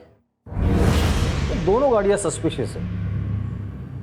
ये दोनों गाड़ियां 8:15 बजे बैंक के पीछे से निकली और वो 6 लोग बैंक लूटकर 7:45 बजे भवानी स्टोर से निकले थे। गौतमी, पता करो ये दोनों गाड़ियां यहां से निकलकर और कहां देखी गई है। सर, संभावनाओं का हर वो सिक्का उछाला जा रहा था कि शायद आने वाला हेड या टेल पुलिस इन्वेस्टिगेशन को कोई दिशा दे जाए, लेकिन पुलिस ऐसे खुराफातियों की तलाश कर रही थी जिन्होंने लूट की सुरंग खोदने से पहले अपने अंडरग्राउंड होने की सुरंग भी खोद रखी थी। सर ये दोनों गाड़ी 8 अक्टूबर सुबह 8:15 बजे बैंक के पास वाले रोड से गलियों के रास्ते से होते हुए मलाड से वेस्टर्न एक्सप्रेस हाईवे पहुंचे करीब 9:30 बजे। सर सोचने वाली बात यह है कि सीधा रास्ता चुनने के बजाय इन्होंने गलियों का रास्ता चुना। वेस्टर्न एक्सप्रेस हाईवे पहुंचने के बाद ये मुड़े आरे मुलुंड टोल रोड पर करीब 11 बजे और फिर उसके बाद इनमें से एक गाड़ी ने मुलुंड टोल नाका क्रॉस किया। यानी ये दोनों गाड़ियां पर्पसली ऐसे रास्तों से गुजर रही थी जहां ये कम से कम सीसीटीवी में कैप्चर हो। Yes sir. यानी वो लुटेरे इन्हीं 2 गाड़ियों से लूट का सोना लेके भागे होंगे। सर आपका अंदाजा बिल्कुल सही था। दोनों गाड़ियों के नंबर्स फेक थे। जिस गाड़ी ने मुलुंड टोल नाका क्रॉस किया था, ना ही उसकी कोई लीड मिली, ना ही दूसरी गाड़ी की। पता नहीं ये दूसरी गाड़ी कहाँ गायब हो गई। हो सकता है दूसरी गाड़ी ने अपना नंबर प्लेट बदल दिया हो, या वो गाड़ी को वहीं कहीं डंप करके इन्होंने एक ही गाड़ी से टोल नाका क्रॉस किया हो। सर ये लोग सिर्फ शातिर क्रिमिनल नहीं, अच्छे आर्किटेक्ट भी है। सुरंग का इतना परफेक्ट नक्शा बनाया कि सीधा लॉकर रूम में खुला और बैंक वालों के हिसाब से इन्होंने लगभग 3 करोड़ 43 लाख की ज्वेलरी और कैश लूटी है। सर एक लीड मिली और शायद इस लीड से इस केस को एक नई डायरेक्शन मिल जाए। इस भवानी सिंह की पूरी कुंडली निकालनी है। इसका असली नाम कन्हैयाराम है, हिस्ट्री शीटर है, चोरी और लूट के केस में कई बार अंदर जा चुका है। और इसके 2 भांजे? उन दोनों की तो कोई इन्फॉर्मेशन नहीं मिली, लेकिन कन्हैयाराम 30 मार्च 2017 को मुंबई की एक जेल से जमानत पे रिहा हुआ है। 30 मार्च 2017? जी सर। सर 9 अप्रैल 2017 को उसने उमाकांत भिड़े से वो गाला भाड़े पे लिया था। इसका मतलब जेल से रिहा होने के 10 दिन बाद उसने लूट की प्लानिंग की थी। ये भी हो सकता है कि ये सारी प्लानिंग उसने जेल में की होगी।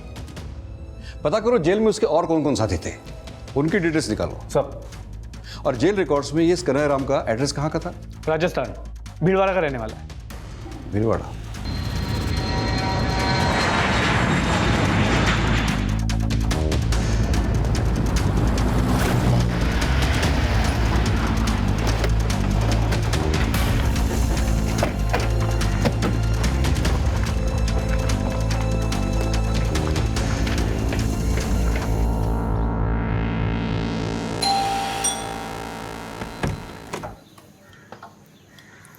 जी कन्हैयाराम कहाँ है? देखो अगर जानती हो वो कहाँ है तो बता दो, वरना वैसे तुम उसकी लगती क्या हो?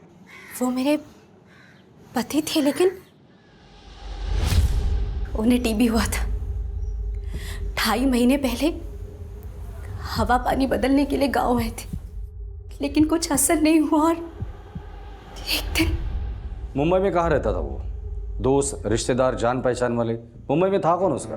नहीं साहब, मुंबई में कोई रिश्तेदार नहीं थे और अपने दोस्तों के बारे में कभी उन्होंने मुझे कुछ नहीं बताया। लेकिन तुम्हें ये तो पता होगा कि पिछले 6 महीने पहले तक वो जेल में था। हाँ मैडम, 25 सालों से यही सब तो देख रही हूँ। उन्हें मेरी कभी परवाह नहीं थी और वापस भी तब आए जब उन्हें अपनी देखभाल के लिए मेरी ज़रूरत थी। मुंबई से तुम्हें जिस नंबर से वो कांटेक्ट करता था वो नंबर दो हमें। जी साहब, मेरे फ़ोन में है। पुलिस क्राइम सीन के एरिया का डंप डेटा खंगालने के साथ साथ कन्हाई के मिले दूसरे नंबर के कॉल रिकॉर्ड्स भी खंगाल रही थी, लेकिन रिजल्ट अब भी 0 था। सर, इस कन्हैयाराम के कॉल रिकॉर्ड्स में ज़्यादा नंबर नहीं है और जो है उनसे भी कोई लीड नहीं मिल रही। लेकिन इसके कॉल रिकॉर्ड में एक अजीब बात है, पिछले 6 महीने से इसकी मोबाइल की लोकेशन सिर्फ विरार की है, जबकि इसने दुकान भाड़े पे बोरीवली में ली है। सर, उन सभी के कॉल रिकॉर्ड अच्छे से चेक किए, कन्हैया नहीं, उनमें से किसी का भी फोन क्राइम सीन पर एक्टिव नहीं था। हाँ, लेकिन इतने सारे लोग इतने बड़े क्राइम को अंजाम देने के लिए किसी न किसी तरीके से कम्युनिकेट कर ही रहे होंगे। अब डंप डाटा में कोई ना कोई नंबर ऐसा जरूर होगा जो हमें इस केस को लीड देगा।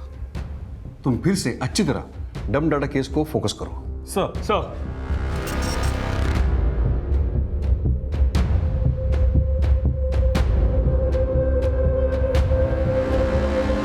एरिया में जितने भी लोग हैं सबका स्टेटमेंट ले लेना, किसी को भी मत छोड़ना। सर ये नंबर क्राइम सीन वाले स्पॉट पे एक्टिव था। इस पर कई बार रिंग कर रहा हूँ पर लग नहीं रहा। ये नंबर कब एक्टिव था वहाँ पर? सर सीसीटीवी फुटेज के मुताबिक वो लड़के जब चोरी करके निकले उसके कुछ देर बाद ये नंबर ऑन हुआ और फिर ऑफ भी हो गया।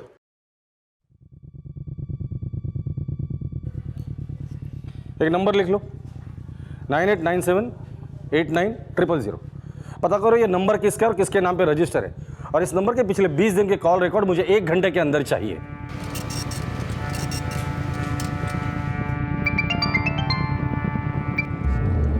बोलो देशमुख। सर, जिस नंबर की हमें तलाश थी वो नंबर मिल गया है। किसी फेक आईडी पर यह नंबर लिया गया था। बैंक रॉबरी के वक्त ये नंबर वहीं पर एक्टिवेट था और लास्ट कॉल पालघर के किसी लक्ष्मी गांवकर को किया गया है और 8 अक्टूबर के बाद ये नंबर बंद हो गया था। लक्ष्मी गांवकर कौन? सर, मोहिते को पालघर भेज दिया है। थोड़ी देर में इस लक्ष्मी की पूरी कुंडली हमारे पास होगी।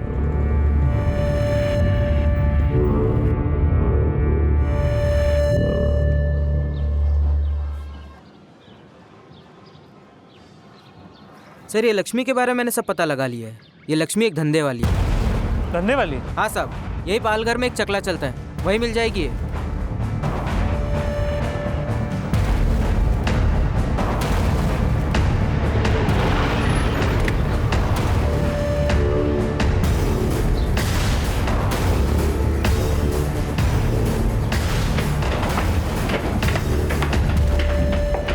ये नंबर किसका है?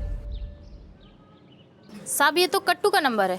8 अक्टूबर को कट्टू ने इस नंबर से कॉल किया था मेरे को। कट्टू? ये कट्टू कौन है?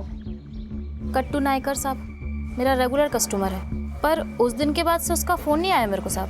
ये कट्टू नायकर मिलेगा कहाँ? मिलेगा कहाँ साहब, ये तो मेरे को नहीं मालूम, पर गोवंडी में कहीं रहता है साहब। उसका एड्रेस नहीं मालूम मेरे को।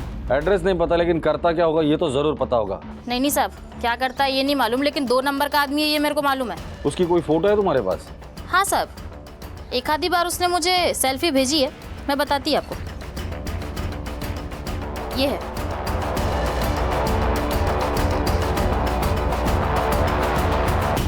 क्या कट्टू नायकन उन बैंक लुटेरों में से एक था जिनकी संख्या का अनुमान 8 से 10 लगाया जा रहा था? जिस भवानी स्टोर से लूट की सुरंग खोदी गई थी, उस दुकान को किराए पर लेने वाला कन्हाईराम और भवानी सिंह रॉबरी से 2 महीने पहले ही मर चुका था। और जिन 2 लड़कों को वो अपना भांजा बता रहा था, उनकी फिलहाल कोई लीड नहीं मिल पाई थी। लेकिन क्या कट्टू नायकन की पहचान बैंक लुटेरों की असल पहचान दे पाएगी?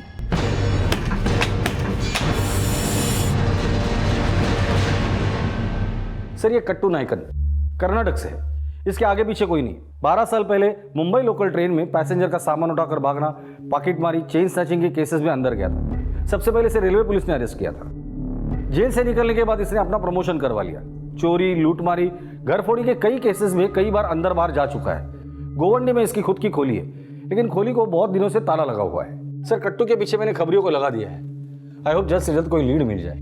ये कन्हैया हाउस ब्रेकिंग के केस में अंदर था। ये कट्टू के भी यही हिस्ट्री निकली। मुझे लगता है इन जैसे क्रिमिनल की मिलीभगत है जिन्होंने इस रॉबरी को अंजाम दिया। कट्टू भाई तो कई दिनों से आए नहीं यहाँ, पर आप कौन हो जो उसे ढूंढ रहे हो? अरे मैं पूना से आया हूँ, ये पैकेट उन्हें देना था, तुम रख लो, तुम्हारे पास तो आते जाते होंगे ना। नहीं नहीं भाई, मैं किसी का पैकेट वैकेट नहीं रखूंगा। तो आसपास ऐसा कोई रहता है जो ये पैकेट रख ले? इधर एक ठेला लगता है डोसे का, शायद वो उसके गांव का है, तो उसे दे दो, वो ले लेगा।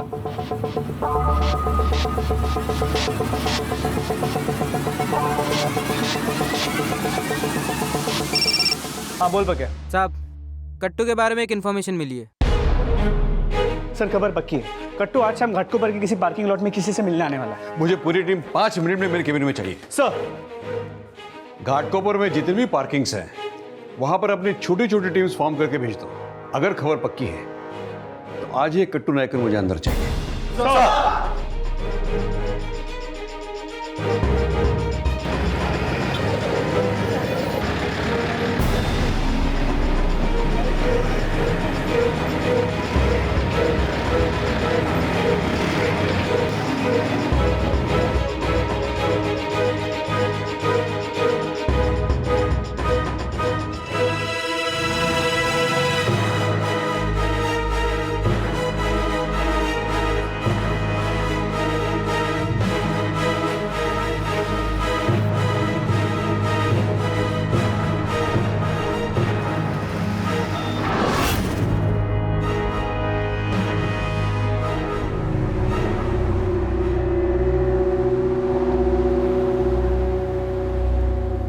पीछे लो थोड़ा।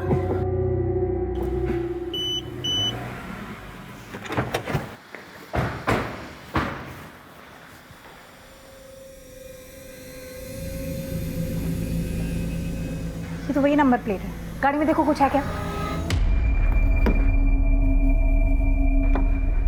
देखो आसपास चेक करो।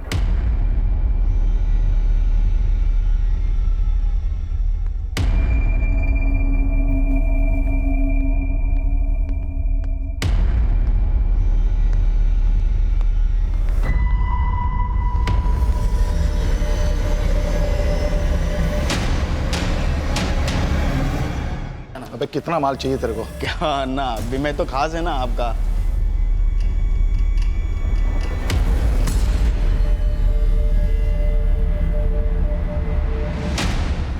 हाँ बोलो। सर, कट्टू के साथ एक आदमी और है, क्या करें? अरेस्ट मत करना अभी, इसके साथ इसके बाकी के साथी भी होंगे, फॉलो देम। क्या बोला वो तेरे को? वो कुछ नहीं, क्या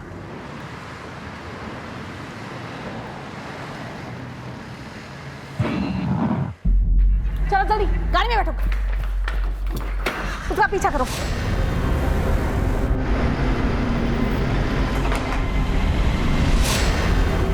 संतोष,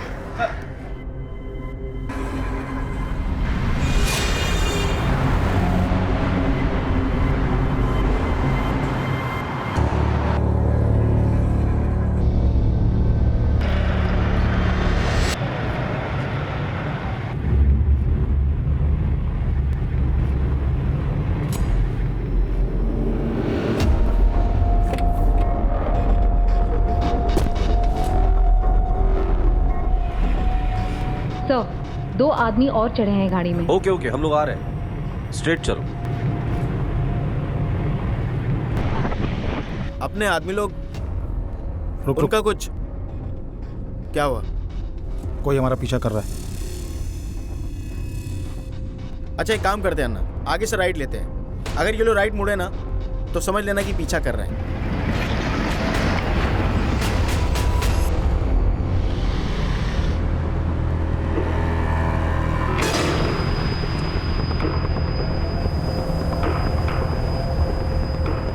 ओवरटेक करो, स्पीड अप स्पीड अप। अन्ना ये अपना पीछा कर रहे हैं, अन्ना निकालो इधर से। सर, लगता है उनको पता चल गया कि हम उनका पीछा कर रहे हैं, हम उनको ओवरटेक कर रहे हैं सर।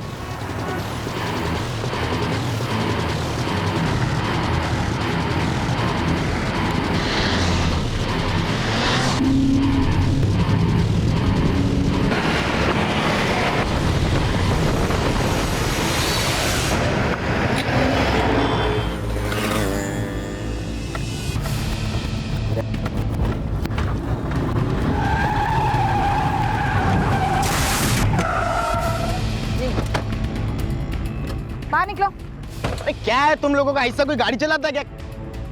बैंक रॉबरी के 4 दिन बाद कट्टू नायकन के साथ साथ उस्मान शेख, मोमिन खान और अज्जू मोहंती को विक्रोली मुंबई से अरेस्ट किया गया। लेकिन वो 2 लड़के कहां थे जिन्हें कनाई राम के बाद बैंक रॉबरी का प्राइम सस्पेक्ट माना जा रहा था? हालांकि जिन लोगों की गर्दन अब पुलिस ने पकड़ी थी उनमें से कोई भी दूध का धुला नहीं था, सबके क्रिमिनल रिकॉर्ड्स थे। लेकिन सवाल यह था कि क्या कट्टू नायकन, उस्मान शेख, मोमिन खान और अज्जू मोहंती का उस बैंक रॉबरी से कनेक्शन था?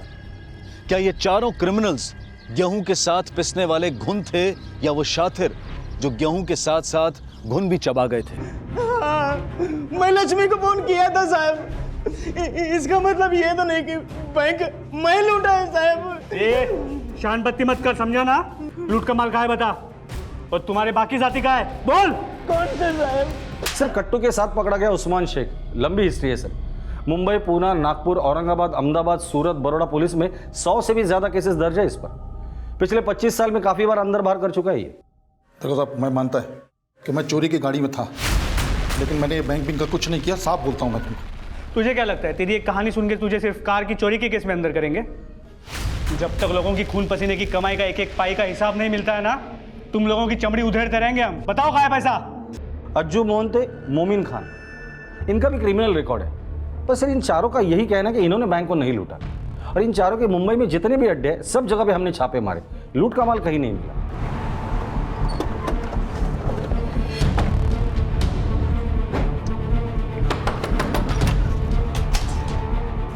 जी मैडम, अरे मैम सुनिए तो सही। ये कमरा चेक करो। अरे कांस्टेबल ऊपर जाओ, ऊपर चेक करो, यहाँ देखो कुछ है क्या। मैम उस्मान ने कई घर लूटे तो है मैम, लेकिन मैम वो इतना बड़ा बैंक नहीं लूट सकता। अपने पति को बचा रही है तू? माल कहाँ छुपा रखा है, जल्दी बता। नहीं मैम, मेरे को मालूम होता तो मैं तुरंत बता देती। मैं खुद बहुत परेशान हूँ उससे। मैम वो यहाँ रहता तो है, मगर मैं खुद अब उसे अपना पति नहीं मानती मैम। जिस गाड़ी से वो चारों पकड़े गए, वो गाड़ी दूसरे गाड़ी के साथ 8 अक्टूबर को बैंक के पास दिखाई दी थी। वो दूसरी गाड़ी ने 8 अक्टूबर को मुलुंड चेक नाका क्रॉस किया था। उन लोगों ने लूट का माल जरूर मुंबई के बाहर कहीं छुपा के रखा है।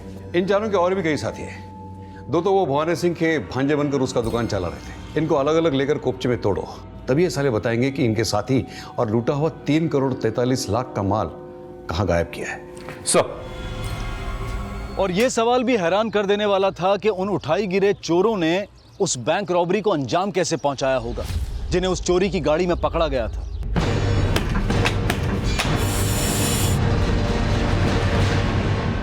गाड़ी चोरी करने का अपराध तो वो स्वीकार कर रहे थे, लेकिन ये स्वीकार नहीं कर रहे थे कि उन्होंने बैंक को भी लूटा था। तो फिर बैंक लूटने के लिए बनाई गई सुरंग का इतना परफेक्ट नक्शा और उसे अंजाम तक पहुंचाने के लिए इतना क्लीन रोड मैप किस शातिर दिमाग ने तैयार किया था कि असल लुटेरे कौन थे, इसका कोई भी स्पष्ट प्रमाण पुलिस के पास नहीं था। क्या उन लुटेरों में सिर्फ ये 4 लोग थे, या फिर कई और भी थे जो अब तक नजर में नहीं आए थे? चल उठ उठ।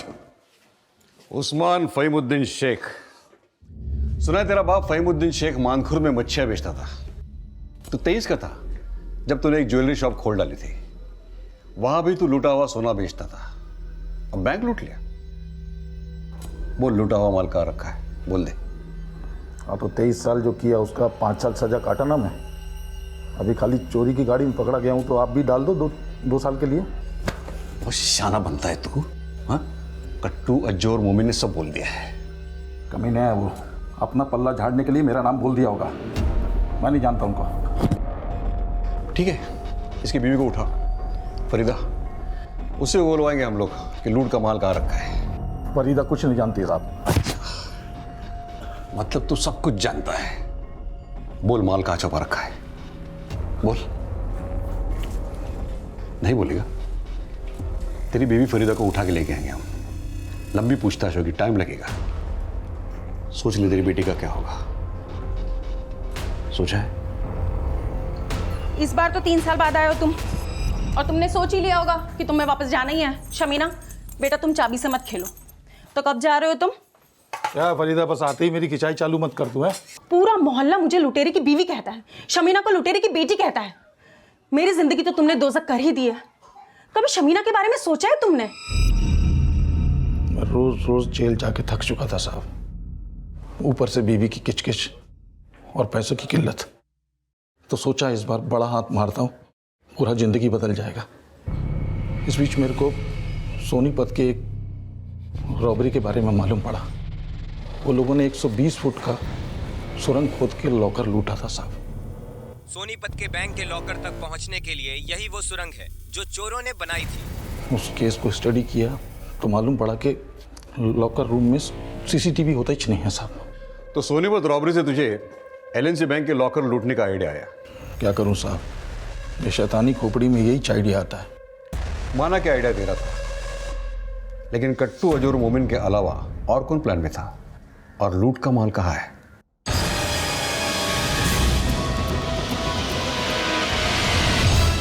सर, उस्मान शेख ने लूट के माल से अज्जू को 5 लाख, मोमिन को 6.5 लाख और कट्टू को 10 लाख का सोना दिया था। इन लोगों ने अपना माल जहां जहां छुपाया था वहां से 80% माल बरामद हो गया। लेकिन लूट तो 3 करोड़ 43 लाख की हुई थी, जहां हमने छापा मारा। कट्टू, मोमिन और अज्जू के बयान के मुताबिक जो लुटेरे हैं उनमें से 5 यूपी से है और 1 वेस्ट बंगाल से। मैंने यूपी और वेस्ट बंगाल के पुलिस को उनके सारे डिटेल्स भेज दिए हैं। गुड। 2.5 साल पहले मैंने सुरंग खोद के बैंक लूटने का प्लान बना डाला था, लेकिन उसे अंजाम तक पहुंचाने वाले उम्दा साथी अभी भी जेल में थे सर। जो इस बैंक रॉबरी में शामिल थे उन सबका ठिकाना बोल दे पहले। वो लोग किधर है मेरे को मालूम नहीं, लेकिन सबके सब मुंबई से बाहर हैं। मुंबई के बाहर कहाँ? मालूम नहीं साहब। इनका नाम क्या है? बुद्धन है और ये लल्लन, लेकिन ये मेरे आदमी नहीं है। बद्री लेके आया था इन लोगों को। 2 लोग और थे साहब, एक हरदयाल और विष्णु। ये लोग को भी बद्री लेके आया था यूपी से। और वो वेस्ट बंगाल का अशफाक, वो कहाँ है? अशफाक और बद्री के बारे में मेरे को कुछ नहीं मालूम। इन सब क्रिमिनल्स को इकट्ठा करके लूट का गैंग चला रहा था ना तू?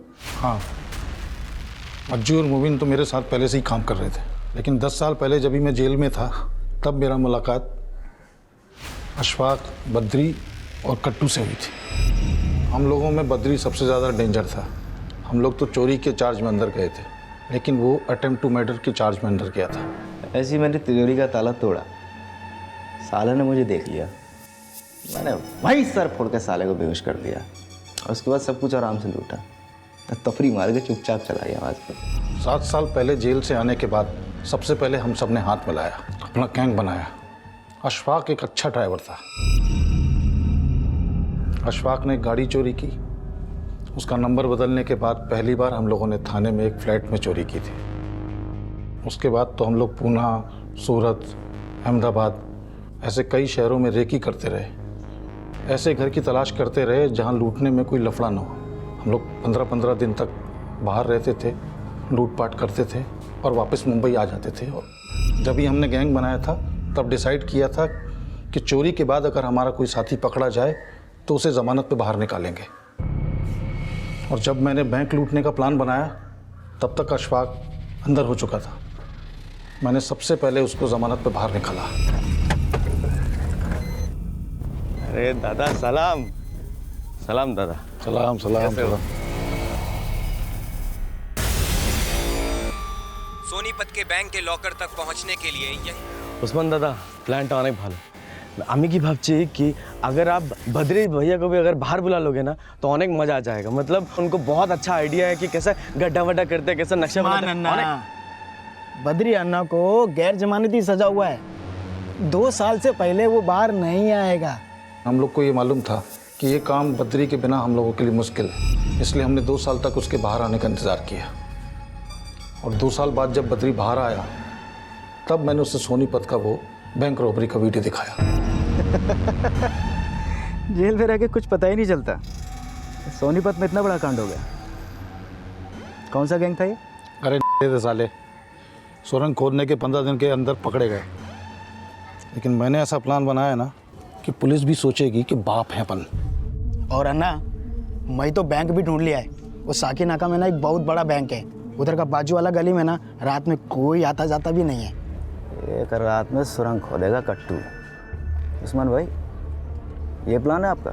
एड़े पेड़ा खाना है ना तो मेरा पूंछ पकड़ के चल, दिमाग मत लगा। वो मेरे को लगान दे।